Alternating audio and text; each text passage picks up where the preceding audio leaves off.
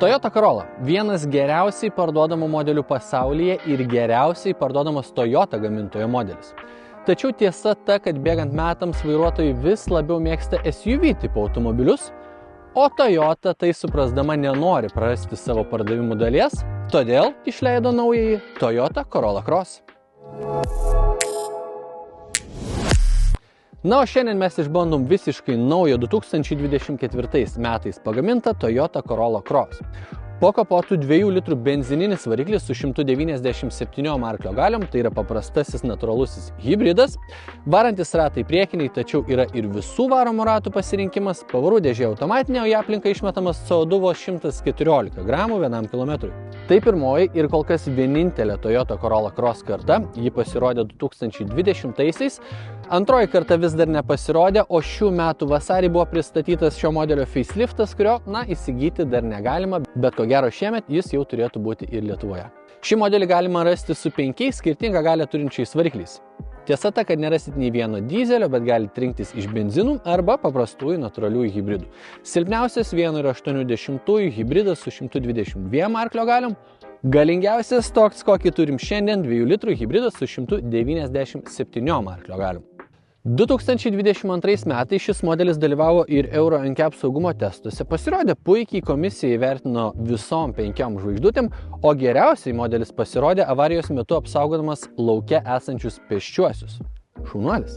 Autoplius.lt portale šiuo metu galima rasti keletą šito modelio skelbimų, visgi jis dar labai naujas, o pačių automobilių dar nėra daug, o absoliučiai dominuoja skelbimuose hibridai. Žiūrint į kėbulą, Corolla Crossas atrodo kaip šiek tiek mažesnis RAV4 brolis, ko gero taip ir yra. Priekyje siauri lediniai žibintai, masyvios grotelės, kurių viduryje melsvas ženkliukas, įrodantis, kad tai yra hybridas, o apatinė buferio dalis tai yra man visiškai RAV4. Automobilio ilgis 4,46 cm kaip masyvaus hatchbacko, prošvaisa 16 cm tai labai vidutiniškai kaip crossoverį. Iš detalių turim stogo bagažinės laikiklius, tamsintus langus, štai tokias arkų apsaugas ir bent jau mano galva labai grožio suteikiantis slenkstį, kuris iš principo funkciją atliks nebent jūs esat 1,40 m ūgio. Na, o gale šiek tiek sportiškumo suteikiantis spoileris, klasikiniai Toyota žibintai ir vienas labai baisus, bet tikras duslintuvas. Atsisėdus į vidų akivaizdu, kad interjeras yra atnaujintas, bet iš karto suprasit, kad sėdit Toyota. Pažiūrėkim į kokybę. Tai, čia taip kieta, atvirai pasakius, čia šiek tiek minkščiau, porankis atsidaro, bet neprasilgina, tai man lyg ir trūksta truputėlį jo ilgio. Čia yra, dar tokia šiek tiek minkštumo turint detalę. Čia yra betonas, čia irgi yra betonas, o čia jau šiek tiek minkščiau. Turim vieną traškutį, va čia, ir vieną judesėlį. Va čia. Na, o kalbant apie sėdynės, jos nieko neypatingos, bet tikrai neprastos. Šį kartą turim gan žemos komplektacijos Active automobilį. Tai pačios sėdynės medžiaginės, bet šiek tiek prilaiko iš šonų tiek nugarą, tiek ir šlaunis. Valdomas mechaniškai, bet čia yra daug vietos, tai tilps ir didelis žmogus, galima ją pasikelti, nusileisti žemyn. Plus, abi sėdynės yra šildomos, galima pasirinkti ar truputį šildyti, ar labai daug šildyt. Tiesa, mygtukai atrodo kaip 1994. Plus ir vairas turi nemažai reguliavimo padėčių, tai manau, kad patogią poziciją pavyks atrasti gana greitai. Tie, kas dažniau žiūrit mūsų apžvalgas, turbūt jau esat pastebėję, kad gavęs į rankas Toyota automobilį, nieko gero nerandu pasakyti apie jo multimediją. Tai ačiū Dievui, pagaliau Toyota savo multimediją atnaujino. Ekranas gerokai didesnis, veikimo greitis ne geresnis, o tiesiog geras, piktogramos gražios, ryškios, iš esmės visas funkcijas reikalingas čia rasit, net ir ta pati navigacija veikia labai greitai. O Apple CarPlay ir Android Auto čia prisijungia ir veikia be laidų. Viskas puiku, bet Toyota nebūtų Toyota, jeigu nepasiliktų savo kabliukų. Sėdint vairuotojo pozicijai, aš nežinau, ar taip yra iš tikrųjų, bet bent jau vizualiai man atrodo, kad ekranas pasuktas į keleivį. Netiesiai nepasuktas į mane, nes nugeš vairuotojas, aš čia svarbiausias, bet šiek tiek pasuktas į keleivį. Tai tas truputėlį erzina. Antras dalykas, kuris erzina, tai garso tapšnoklis. RAV4 turi nuostabų, net malonų lietimų ratuką, kuris yra labai senai išrastas dviratis. Tai kam tas tapšnoklis? Taip, mygtukas geriau negu lietimui jautri vieta, bet ratukas tiesiog yra labai gerai. Na, o dabar pažiūrėkime į galinę vaizdo kamerą. Tai ji pakankamai ryški. Ne tokia Ultra HD, kaip, sakykime, Mercedes'e, bet lyginant su senesnėm Toyotom, tai viskas yra puiku. Kameros kampą galima pasidaryti platesnį, galima pasidaryti siauresnį, šiek tiek pasikeisti linijas, priklausomai nuo to, ar jūs važiuojat prie priekabos, ar tiesiog atsistuminėjat, galime jas apskritai išjungti. O aišku, sukiojant vairą, tos linijos sukasi į vieną ar kitą pusę, tai padėdamas jums parkuotis. Tai kaip ir neblogas. Klimato kontrolė viena iš vietų, kur Toyota labai senai turi puikiai išvysčius valdymo sistemą, niekas čia nepasikeitė, ekranos informacija, pagrindiniai valdymo mygtukai ir 2 ratukai iš šonų. Viskas labai paprasta, labai elementaru ir valdoma fiziniais mygtukais. Nice. Vairuotojo ekranas taip pat skaitmeninis, daugiau negu 12 colių strižainės, jis iš tikrųjų didelis, informacijos čia yra tiek, kad ko gero pačioje bent jau pradžiai tikrai pasimesit.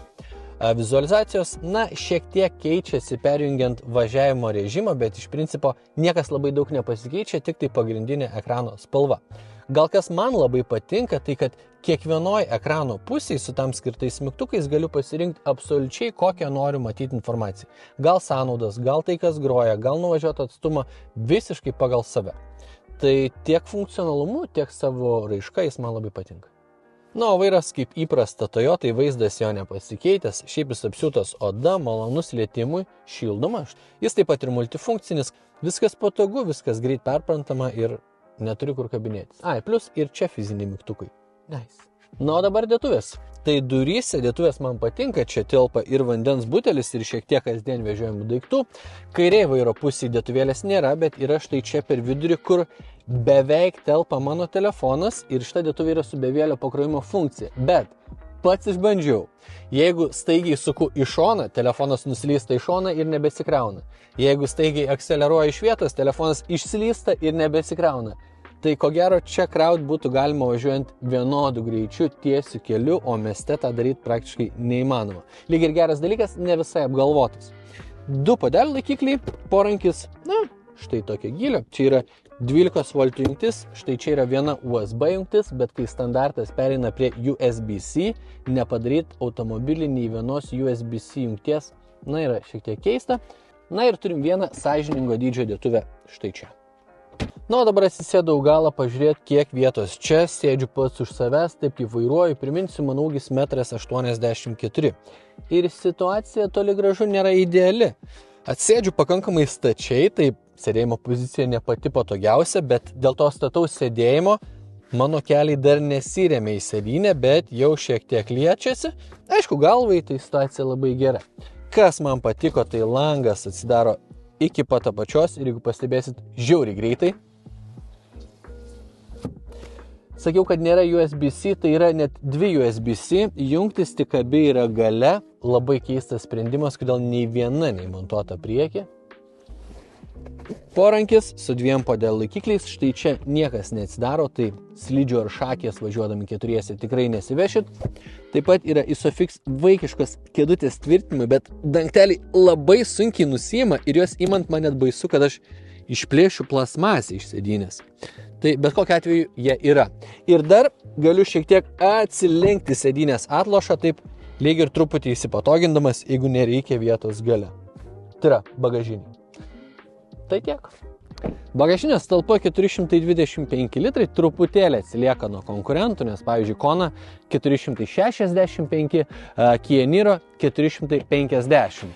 Turim bagažinės dangtį, kuris niekur čia neįsimontuoja patogiai ir netelpa po jokį dvigubų dangčių. Turim tvirtinimus sunkiam kroviniui arba, kaip matot, tinkliukui. Viena tokia visiškai negilė dėtuvėlė, iš kurios bet kas išslys ir nežinau, kam jin skirta.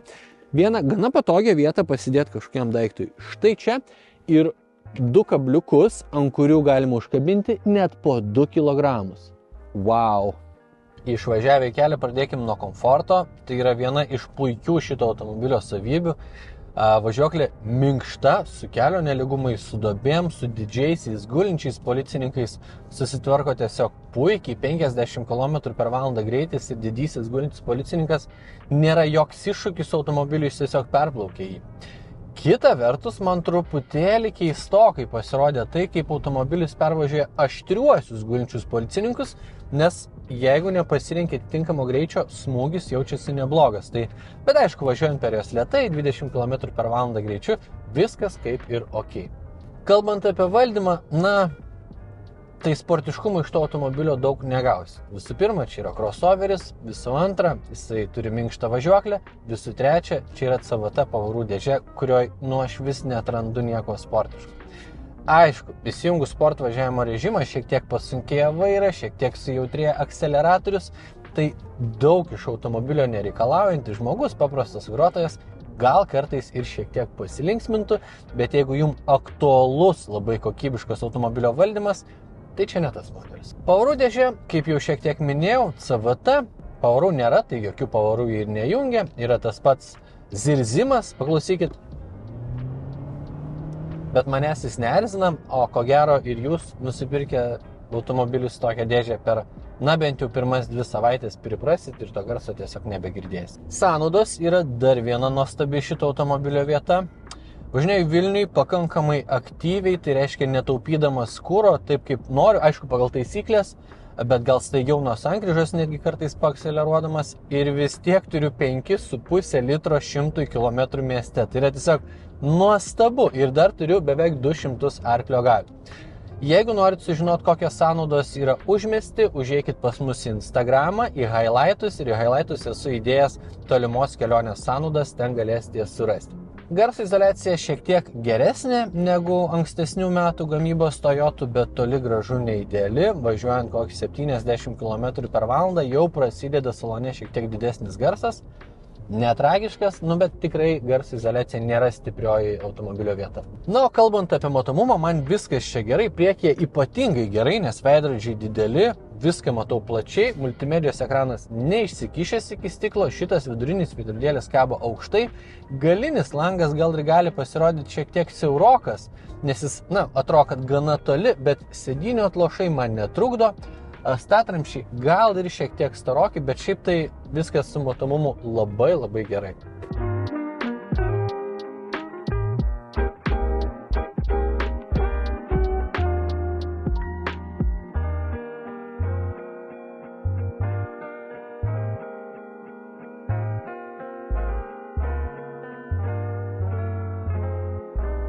Taigi, ar verta pirkti Toyota Corolla Cross?